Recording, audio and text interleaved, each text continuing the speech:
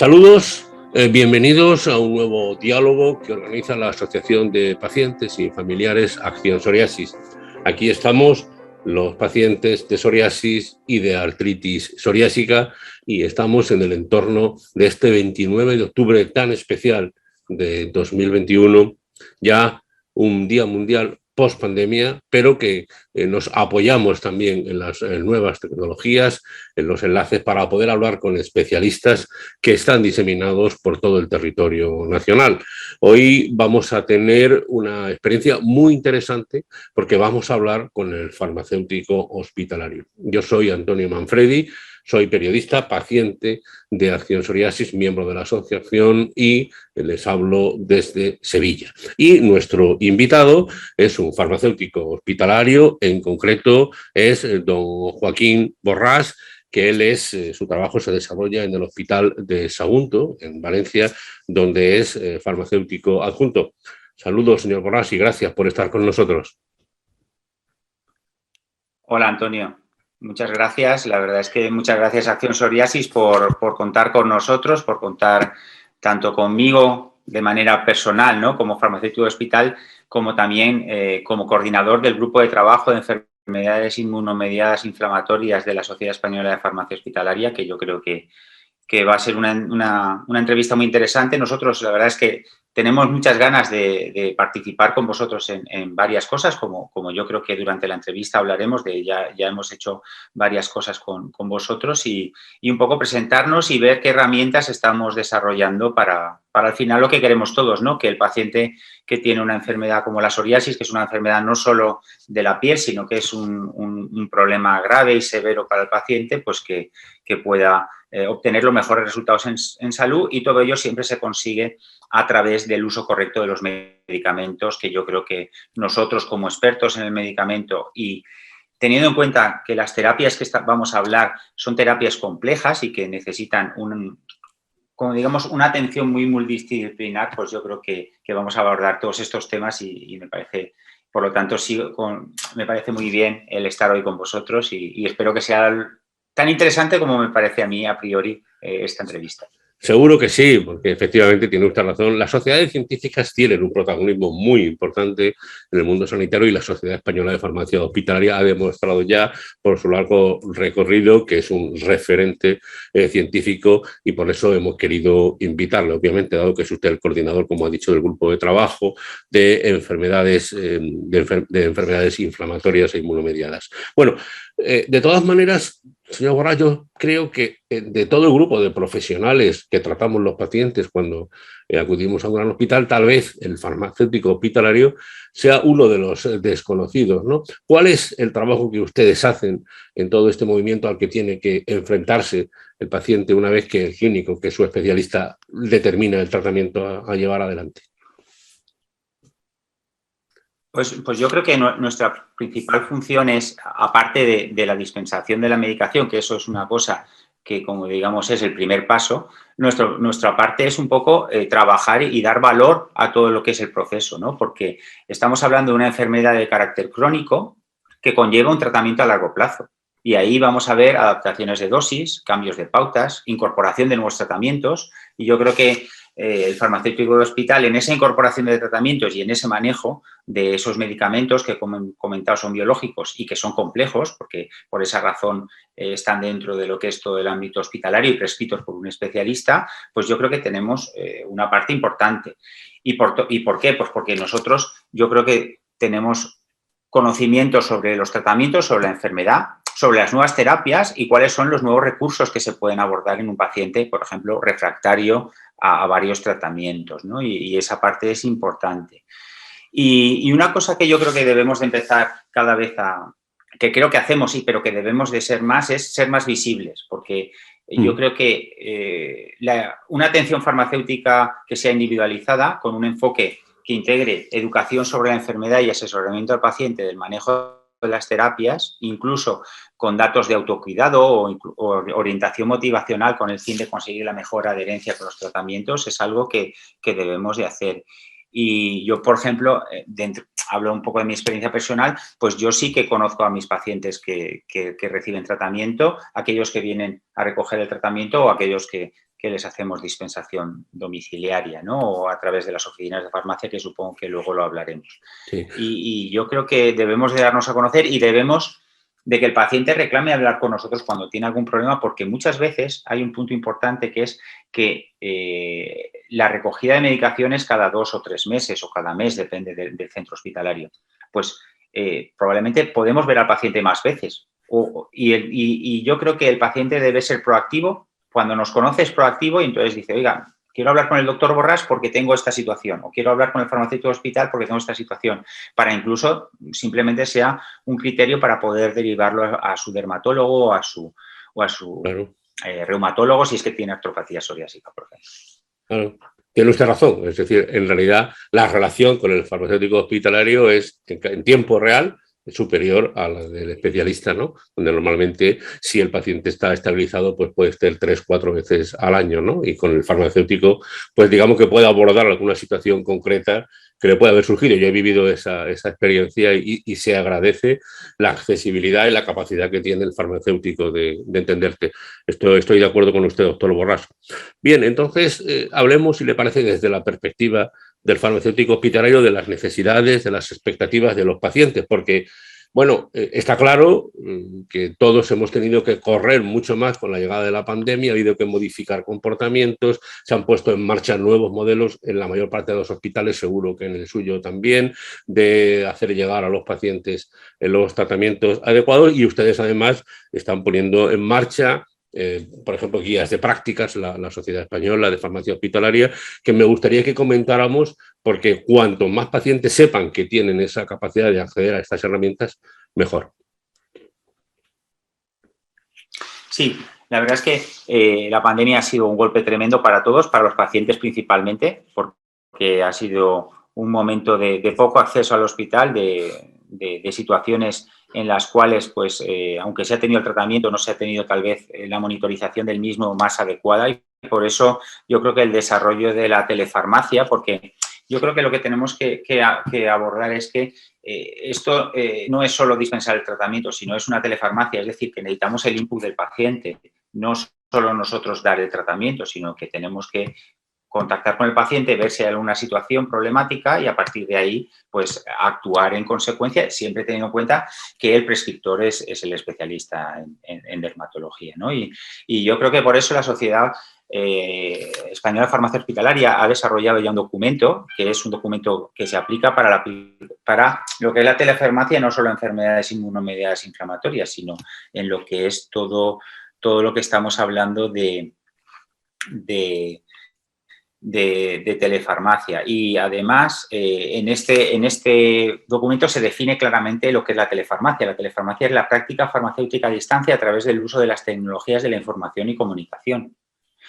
Y a partir de ahí tenemos que asociar el hecho de que para determinados pacientes la dispensación a domicilio, la dispensación usando el canal de la oficina de farmacia, que nosotros en nuestra comunidad ya estamos empleando, en mi hospital lo tenemos, pues puede ser un punto importante porque si tú integras la telefarmacia puedes ahorrar que el paciente, hay ciertos pacientes con más dificultades para venir y es una manera un poco de poder facilitar este tratamiento y a mí me parece una idea de lo poco bueno, o sea, probablemente de lo poco bueno que la pandemia nos ha dejado, ¿no?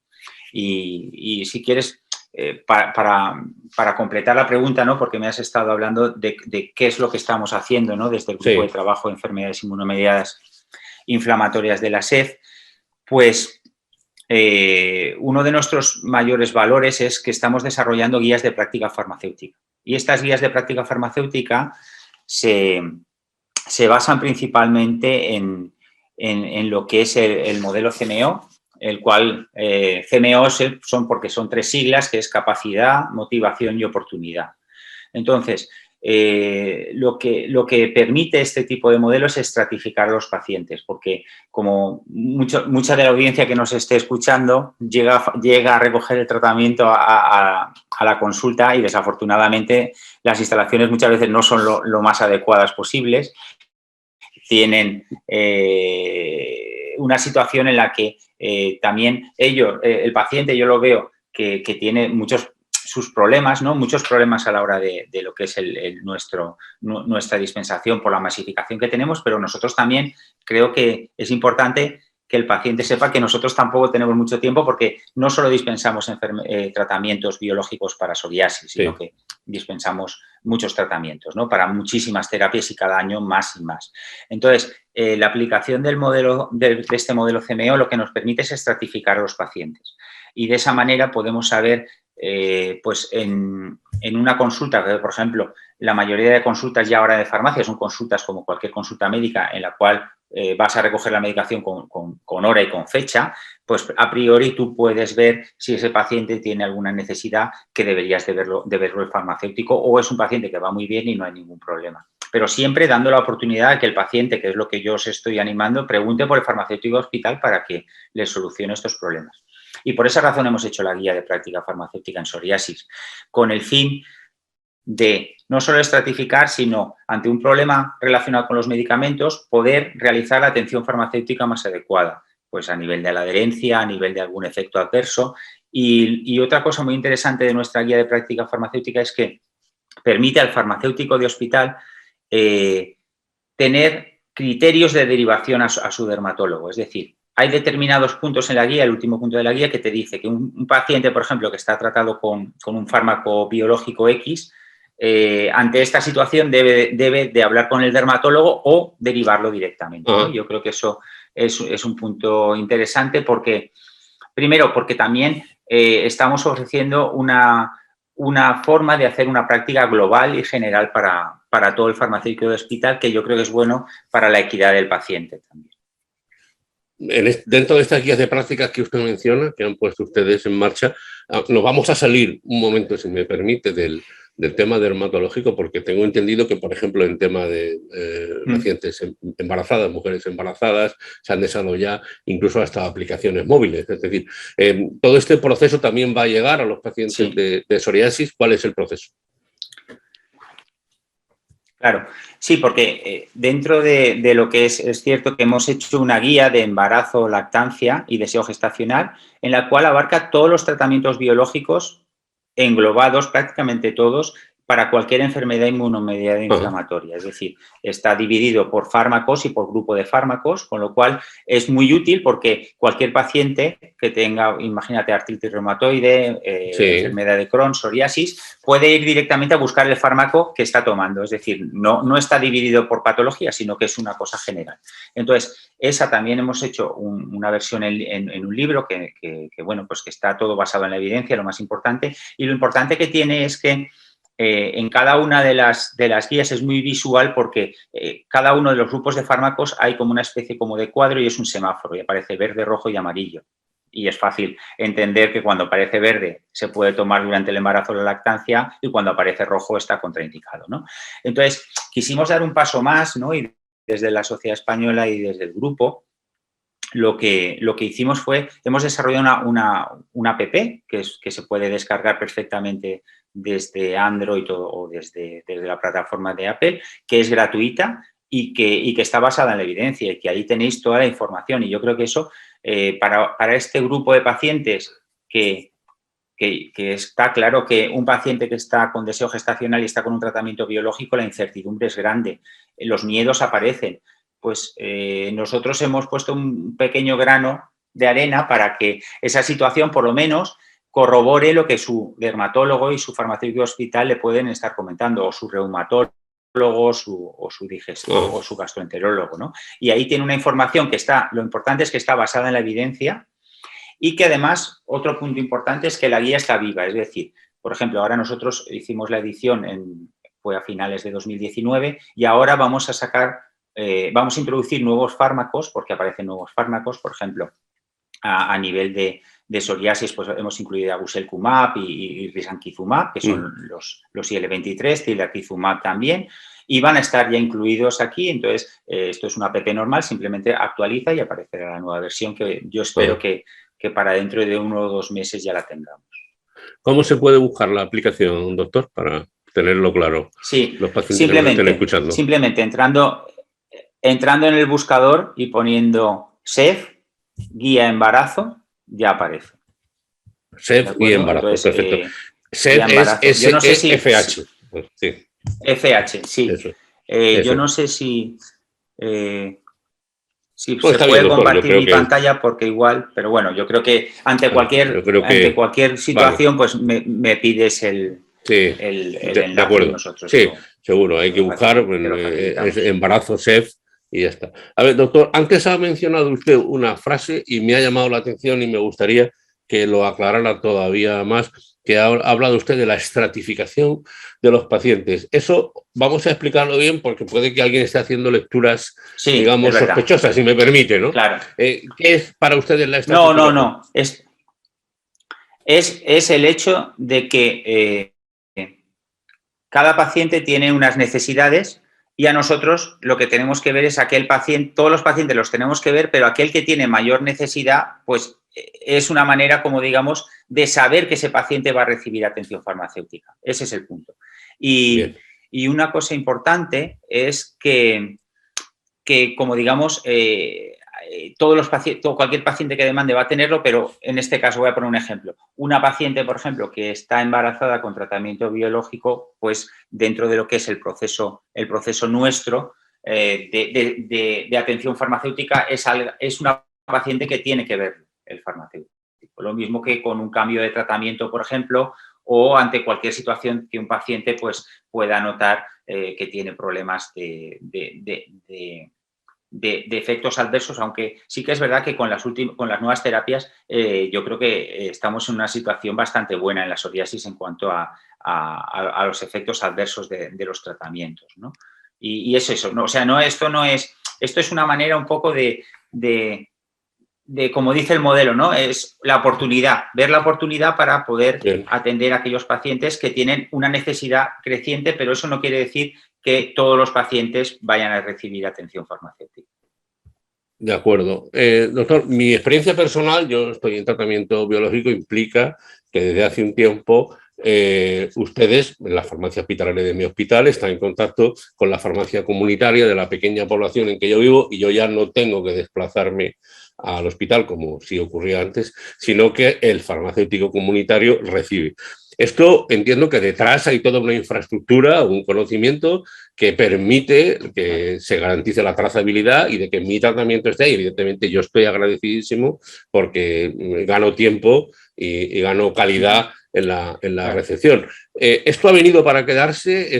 ¿La relación con la farmacia comunitaria se está desarrollando? ¿Está ya terminada? ¿Cuál es la situación?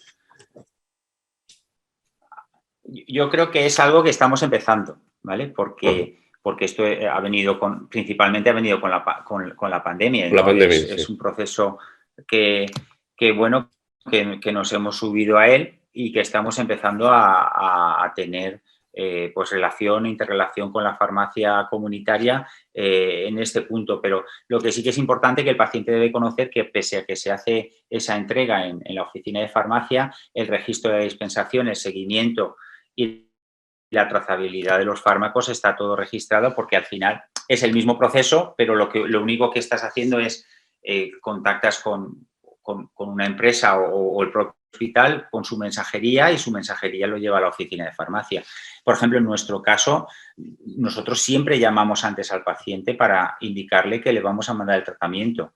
Incluso, y se le dice, y yo creo que es muy importante que el paciente decide si quiere recibirlo o si quiere venir al hospital, ¿no? Entonces, ese es el primer paso que nosotros hacemos antes de hacer una dispensación domiciliaria. Incluso en aquellos pacientes que lo reciben varias veces, yo creo que esta llamada es la llamada que nos permite hacer telefarmacia, porque ahí podemos detectar alguna cosa, porque si no, si esto lo hiciéramos de una manera rutinaria, pues perderíamos el valor de la atención farmacéutica. Sí. Doctor, uno de los elementos que siempre desde Acción Psoriasis nos preocupa es la adherencia, sencillamente porque, digamos, es uno de los grandes males, entre comillas, del proceso, porque se van muchos recursos por la alcantarilla si no somos capaces de garantizar la adherencia. Nosotros insistimos a los pacientes, insistimos a los especialistas en que seamos capaces entre todos de animar a esa adherencia. ¿Cuál es su visión desde la farmacia hospitalaria? Pues que es muy importante para nosotros, es un pilar fundamental dentro de nuestro trabajo, la adherencia y conseguir la correcta adherencia. Para eso, ¿qué es necesario? Yo creo que muy importante la educación, es decir, que el paciente conozca que debe tomar correctamente la medicación tal cual se le ha prescrito para poder obtener los mejores resultados en salud. Y si no lo toma así y no tiene los mejores resultados, pues ya sabemos que ese medicamento o esa diana no es la adecuada para este paciente y se puede individualizar mucho mejor los tratamientos. Pero tenemos que tener esa seguridad y el paciente tiene también que tener la seguridad, porque una cosa muy importante es que, aunque sí que es verdad que en psoriasis tenemos muchos tratamientos, al final las líneas de tratamiento se van acabando. Entonces, es necesario que cuando tú empiezas con un tratamiento, pues te lo tomes correctamente, porque muchas veces, y yo creo que tú lo habrás visto, el primer tratamiento biológico normalmente es el que tiene un efecto mucho más importante en cuanto a la detención del proceso inflamatorio, ¿no? De este proceso que es la psoriasis, ¿no? Y yo creo que también es bueno que aquel paciente que vea que no es adherente puede también pedir ayuda por ejemplo, con vosotros, ¿no? Yo creo que eso es una labor que podéis hacer muy buena y nosotros podemos colaborar con vosotros, con Acción Psoriasis o con las asociaciones de pacientes en este aspecto.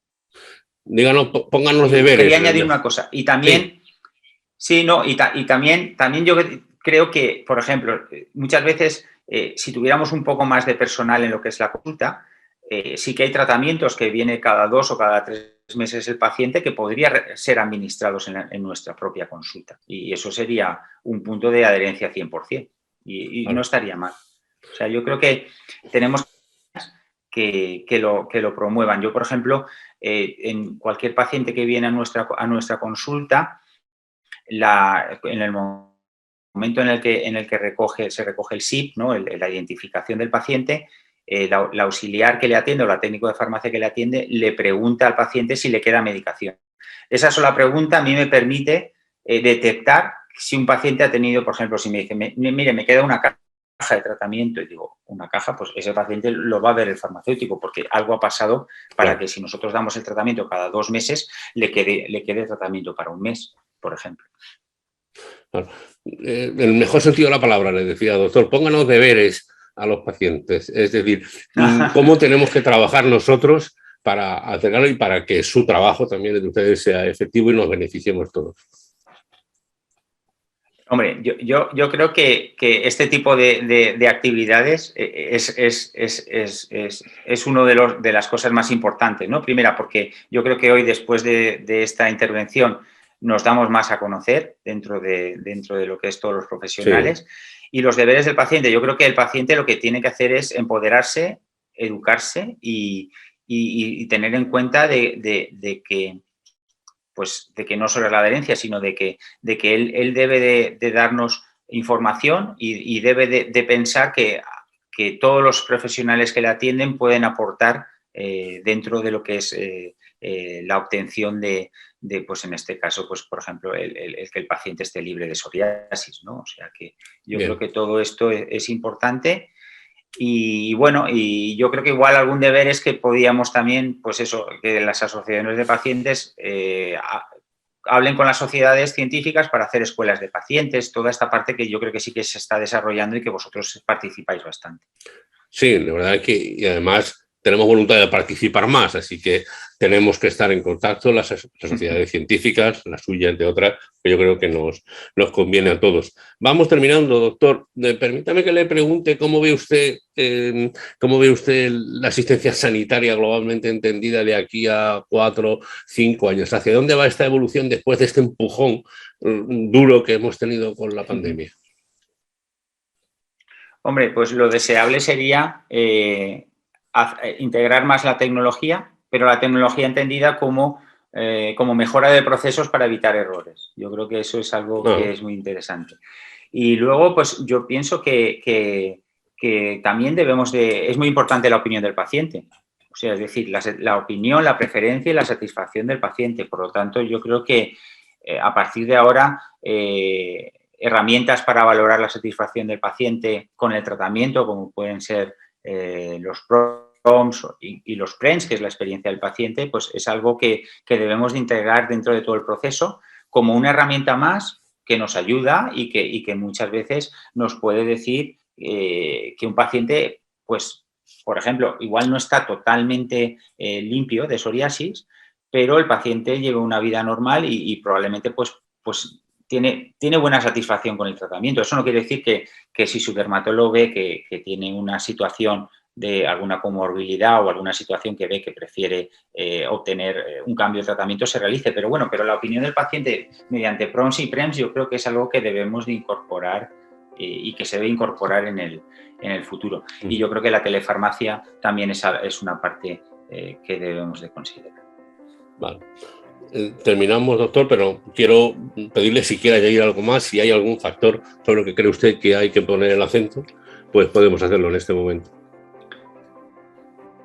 Pues yo creo que me ha parecido que ha sido bastante completa, ¿no? Encantado de estar contigo. Me han gustado mucho tus preguntas porque, pues eso, nos hace más visibles, que ya lo somos yo creo, pero que tenemos que serlo más. Sí, mi experiencia, la primera vez que me senté delante del profesional de farmacia, lógicamente uno tiene el temor, el miedo, porque estás abriendo la puerta a algo nuevo, ilusionado porque un tratamiento biológico, hay que decir que es una lotería muy positiva para los pacientes y cuando eres consciente de eso tienes que colaborar y debo decir que el farmacéutico hospitalario, en este caso una compañera de usted, fue quien realmente me pidió, me dijo qué dudas tenía, que necesitaba y realmente salí de aquella consulta muy tranquilo. Así que creo que hay que animar a los pacientes a que cuenten con el farmacéutico hospitalario mucho más allá que la dispensación cuando ésta sea. Pues don Joaquín Borràs, farmacéutico adjunto del Hospital de Sagunto en Valencia y coordinador del grupo de trabajo de enfermedades inflamatorias e inmunomediadas de la Sociedad Española de Farmacia Hospitalaria. Gracias de verdad. Este Día Mundial creo que está siendo muy completo, estamos hablando con verdaderos referentes y lo único que hacemos es emplazarle a que nos veamos pronto, a que sigamos colaborando juntos por el bien de todos. Muchas gracias, doctor Borràs. Muy bien, muchísimas gracias a vosotros por la invitación y nada, ha sido un placer. Gracias. Hasta pronto. Gracias. Adiós.